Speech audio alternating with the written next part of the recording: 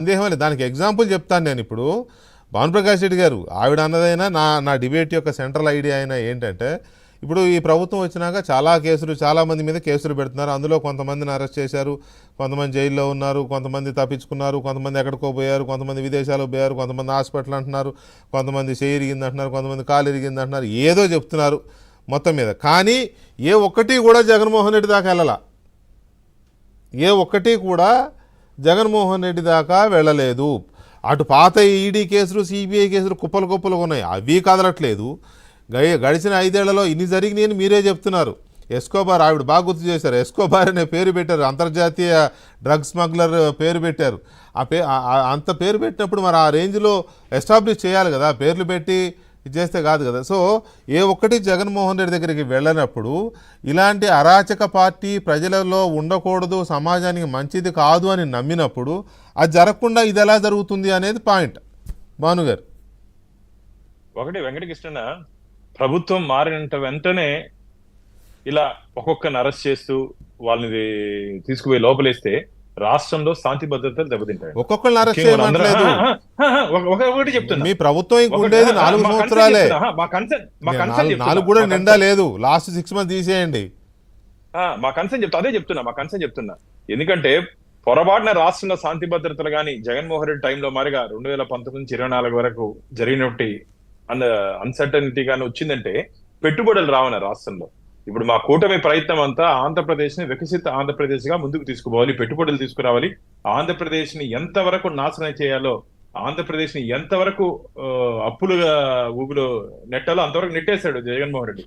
దాని నుంచి బయటపడడానికి చాలా ముఖ్యమైనటువంటి, ఈరోజు అందరూ అనుకోవచ్చు కార్యకర్తలు, తెలుగుదేశం కార్యకర్తలు కానీ జనసేన కార్యకర్తలు కానీ ఎందుకు ఇంత ఆవేశంగా మేము మా ప్రాణాలను పనంగా పెట్టి మేము ముందుకు పోయాం, కానీ ఇప్పుడున్నట్టు మనకు ప్రభుత్వం ఎందుకు చేయలేకపోతుందంటే నాకున్నటువంటి అభిప్రాయం వెంటనే చేయొచ్చు, చట్ట పరిధిలో చేస్తే శాంతి భద్రతలకు కానీ విఘాతం కలిగితే పెట్టుబడులు వచ్చే ప్రసక్తే లేదన్న. నాకు ఉన్నటువంటి దీంట్లో చంద్రబాబు నాయుడు గారు కొద్దిగా ఆలోచించి, స్లో ఏం లేదు, చట్టం తన పని తాను చేసుకుంటూ ముందుకు పోతుంది. ఇప్పుడైతే ఆంధ్రప్రదేశ్ లో పెట్టుబడులు విపరీతంగా, ఇప్పుడు మొన్ననే వేరే పెద్దలు చెప్పారు, అబుదాబికి వెళితే దాదాపు 1000 కోట్ల రూపాయలు ఆంధ్రప్రదేశ్ లో పెట్టుబడి పెట్టడానికి సిద్ధంగా ఉన్నారు.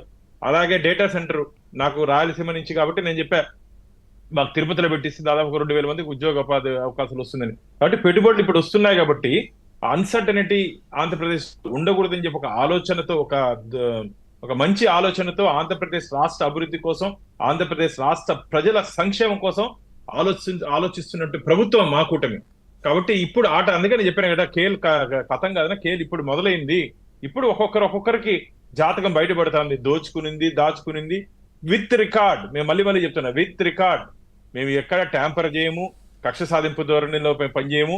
ఐపీఎస్ ఆఫీసర్ని జగన్మోహన్ రెడ్డి మారిగా వైసీపీ సెక్షన్ లో, ఆంధ్రప్రదేశ్ లో వైసీపీ సెక్షన్ మేము పెట్టము. ఇండియన్ పోలీస్ సర్వీస్ ని ఇండియన్ పొలిటికల్ సర్వీస్ గా మార్చుకోము. ఇండియన్ అడ్మినిస్ట్రేటివ్ సర్వీస్ ని అధికార పార్టీ సర్వీస్ గా మేము మార్చుకోము. మేము గత ప్రభుత్వంలో జరిగిన అవినీతి అక్రమాలని బయట పెట్టబోతున్నాము పూర్తి స్థాయి నివేదికతో. నేను మొన్ననే స్టేట్ విజిలెన్స్ అండ్ ఎన్ఫోర్స్మెంట్ టీటీడీలో జరిగినటువంటి ఈ అవకతవకల మీద నేను మొన్న మాట్లాడడం జరిగింది. అడిగితే మా ఈవో గారు చెప్పారు, గవర్నమెంట్ కి సబ్మిట్ చేశాము, ఖచ్చితంగా దాంట్లో బయట వస్తుంది. దాంట్లో చాలా మంది టీటీడీలో ఉన్నటువంటి చాలా మంది కూడా జైలుకి పోయే ప్రమాదం ఉంది, ఎందుకంటే నియమ నిబంధనలకు వ్యతిరేకంగా వివరించారు. కాబట్టి ఎవరిని ఎక్కడ వదిలే ప్రసక్తే లేదు, దేవుడు లేదు, వీళ్ళకి ఏమీ లేదన్న. అసలు శ్మశానాన్ని కూడా ఆక్యుపై చేసుకున్నారేమో డౌట్. ఒకవేళ రికార్డులు కానీ తీసి పరిశీలిస్తే ఆంధ్రప్రదేశ్ లో వీళ్ళు దేన్ని వదలలేదు. వైసీపీ ప్రభుత్వం ఎక్కడ డబ్బు ఉంటే అక్కడ పోయి పాగేస్తారు. కాబట్టి ఎక్కడ దేన్ని వదిలినటువంటి పరిస్థితి లేదు. మీరు కానీ వెళ్ళిన, నాకు రేణిగుంటలో ఒకసారి ఒక ఉదాహరణ చెప్తాను. ఒక టీచర్ వచ్చాడు నా దగ్గరికి, ఇట్లా మరిగా మా ల్యాండ్ అక్కడ కబ్జా చేస్తున్నారు, ఒకసారి డిఎస్పీ గారికి చెప్పండి అని.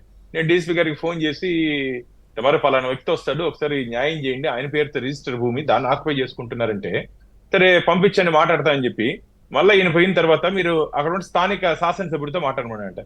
ఏందన్నా, భూమి కబ్జా చేస్తే నీ దగ్గరికి పోలీసు ఉండేది ప్రజలకు రక్షించేదానికి, అంటే నువ్వేం మీడియేటరా?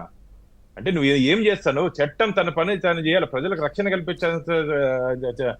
కల్పించాల్సిన పోలీస్ అధికారులు రెఫర్ చేస్తే ఏ విధంగా ఆంధ్రప్రదేశ్ లో వీళ్ళు పోలీస్ వ్యవస్థను కానీ నిర్వీర్యం చేస్తారో అర్థమవుతుంది.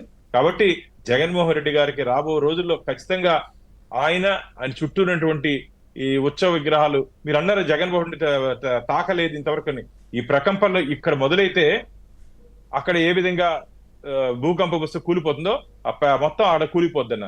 కాబట్టి ఇప్పుడు స్టార్ట్ అయింది. రాబో రోజుల్లో జగన్మోహన్ రెడ్డికి చేసిన అవినీతి అక్రమంలో ఆయన వాటా బయటపడబోతుంది. రైట్. ఫైనల్ గా ఒక మాట